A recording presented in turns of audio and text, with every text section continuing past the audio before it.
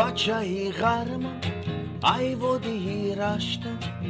در غریبی بسیار وز بینای سرگذشتم بچه‌ای رشتم فرزندی کوه داشتم در جوانیم در زمینای رشت بگشتم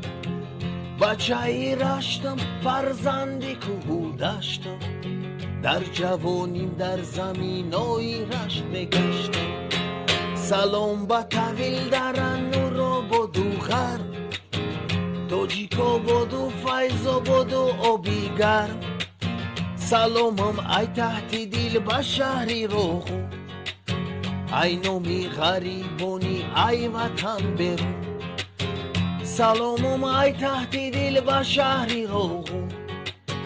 ای نومی غریبونی ای وطن برو